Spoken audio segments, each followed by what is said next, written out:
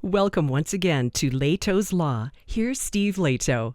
Back in November, I posted a video. My brother, my father, and I went to California, where Jay Leno graciously invited us to his garage and then took us for a ride in a Duesenberg.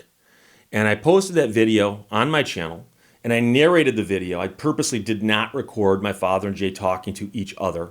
I didn't want to intrude on that. I simply wanted to record the fact that we went for a ride in a Duesenberg. It was pretty cool. And I posted the video on my channel, and I got a lot of good feedback. A lot of people said, Steve, that's pretty cool. You got to do that. That looks like a lot of fun.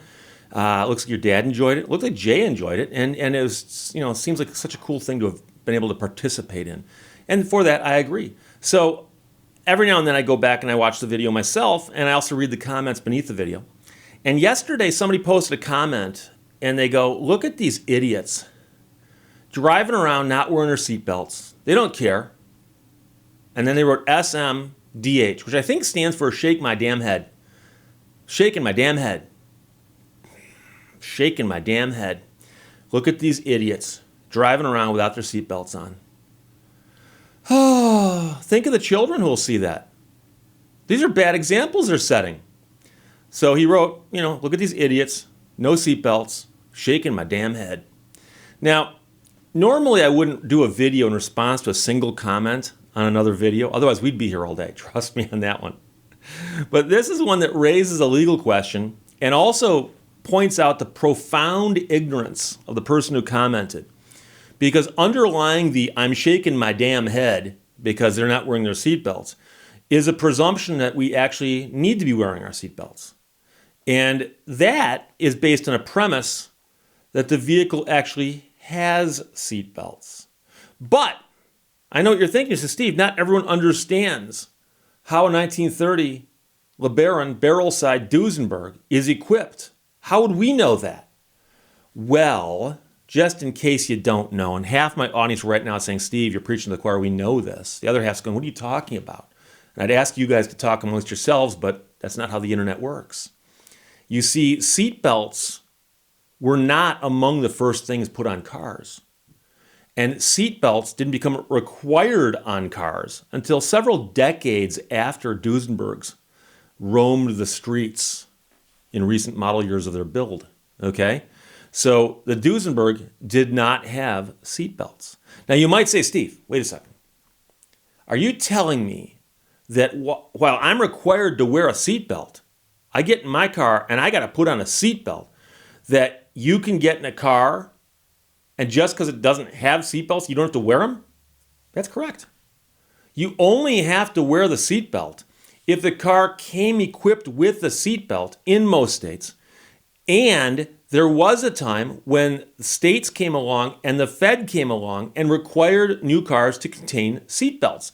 And generally speaking, we're talking the 1960s, early 1960s, but the 1960s nonetheless. So a lot of vehicles built before that, such as a vehicle built in the 1930s, would not have a seatbelt in it. Now, whether it could, I suppose it could, but you have to understand that times change. And so, for instance, Preston Tucker, I'm going to take a guess on this one. There we go, I got it for the first time. Preston Tucker, in his car, wanted to put seatbelts in his car in 1948. His own people said, you can put in a padded dashboard, you can put in a pop-out windshield, you can do all these different safety features, but we're not going to let you put seatbelts in the car because people will assume the reason your car's got seatbelts and no one else's does is that your car is unsafe. So seatbelts were not only not in cars, but there was something that were perceived as being bad. They would indicate that a car is unsafe. So to get people to use them, first you had to get the seatbelts in the cars. And the car companies pushed back against that for quite some time. So there were not seatbelts in cars, generally speaking, in the 50s, the 40s, and certainly not the 1930s. So the Duesenberg did not have seatbelts. That's why we're not wearing them, number one. Number two, you might say, Steve, you're telling me that I got to wear a seatbelt and you don't have to just because your car wasn't built with them. Shouldn't you be required to, say, retrofit them? Surely you can go buy seatbelts, J.C. Whitney, right? Couldn't you go to Pep Boys and buy some seatbelts? Take that Duesenberg and break out a drill, start drilling holes in it and put seatbelts into it. You crazy? There's a guy over here shaking his damn head at you. You've got to install seatbelts. No, you don't. You don't. So I know I'm ranting. Sorry. I looked it up in 2 states. Michigan, for instance, says that MCL 257.710E, safety belt required, and then it goes through a whole litany of things. But at the beginning of the section, it says, this section does not apply to an operator or passenger of any of the following. A motor vehicle manufactured before January 1st, 1965. So if you've got a vehicle manufactured before 1965 in the state of Michigan, you do not need to wear a seatbelt. And the reason is, most likely, it ain't got one. So I can tell you that I knew somebody who had a 55 Chevy, went for rides in it many, many times. Didn't have seatbelts. It also didn't have a rear view mirror on the door. And by the way, that's a trigger warning. I should have warned you. There's some people get upset when I call the door mirror a rear view mirror. They go, no, the rear view mirror is the one up here, not the one over here. I go, yeah, but they both face rearward, don't they? And then their heads explode. So that is a rear view mirror. It's simply the one on the door. However, my friend's car didn't have one, and it wasn't equipped with one from the factory. And he was not required to retrofit one, at least not in Michigan at the time. So, under Michigan law that requires you to wear a seatbelt, you are exempted if you are a passenger or an operator in a vehicle built before January 1st, 1965. Now, you do have to understand that this law and several other laws out there have an exemption to the exemption. For instance, if you take a baby in a car that has no seatbelts, some states require you to actually figure something out or don't bring that kid in the car. Meaning that they recognize that an adult can make that decision, but a child cannot. And so, in case you're curious, Michigan actually has the date and just says on this date. California addresses it a little differently at subsection 27315F. It says this subdivision does not apply to a vehicle that was not required to have safety belts at the time of its initial sale. So Michigan's law goes off of the build date, and California goes off of whether or not it was required to have seatbelts at the time of its initial sale. And that seems a little stranger to me to try to figure out. Why didn't they just pick a date and cut it off there? I don't know why. And I've seen other states that have laws very similar to that and statutory language similar to that. And simply put, a vehicle, for instance, I'll give you another example, airbags, right? Airbags were used in cars from some date, and at one point they were optional, at one point they became mandatory. But there are vehicles out there that don't have airbags in them, and the law doesn't require you to go retrofit an airbag into your 55 Chevy, And so they kind of say, well, if you're driving around a car that's that old, that didn't have seat belts, we're going to grandfather it in. We're going to leave it there and just say, okay, that car was legal when it hit the roads. We're going to leave it legal until it winds up being scrapped.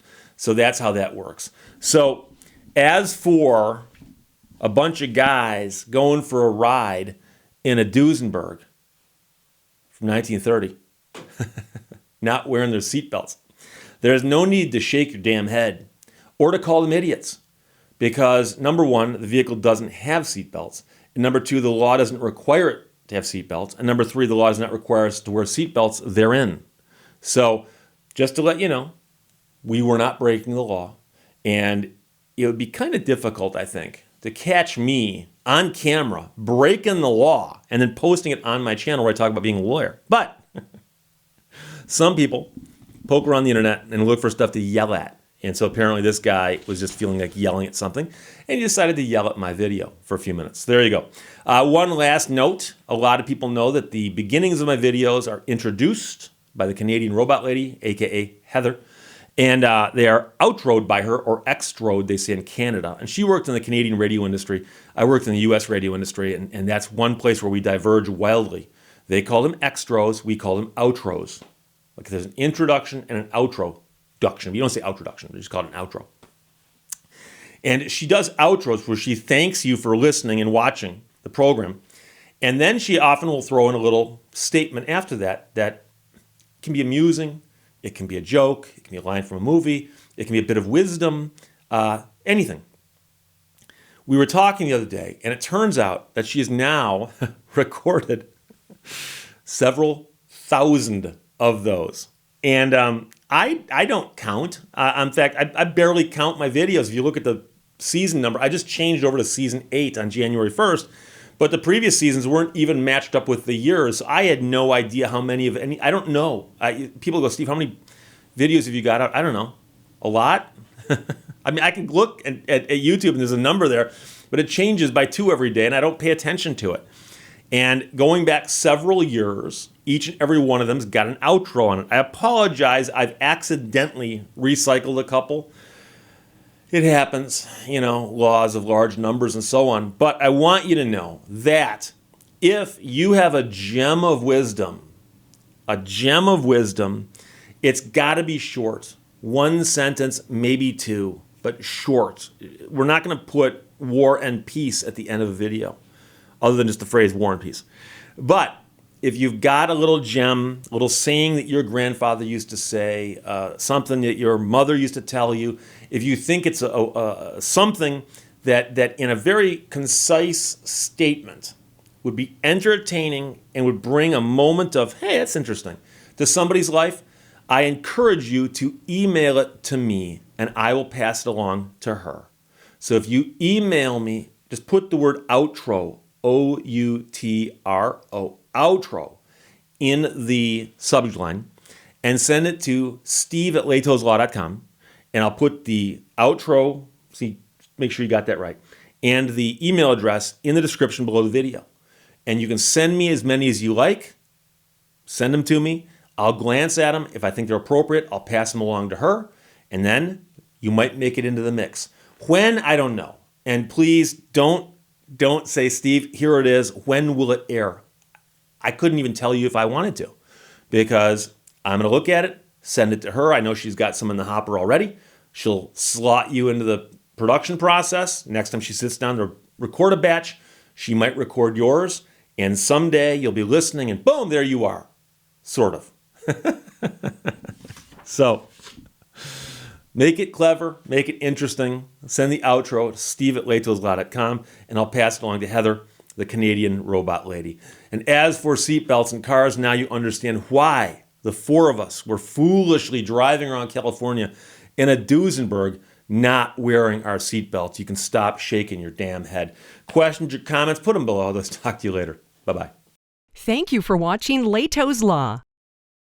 Shopping online recently, I bought a thesaurus. When it arrived, all the pages were blank. I have no words to describe how upset I was.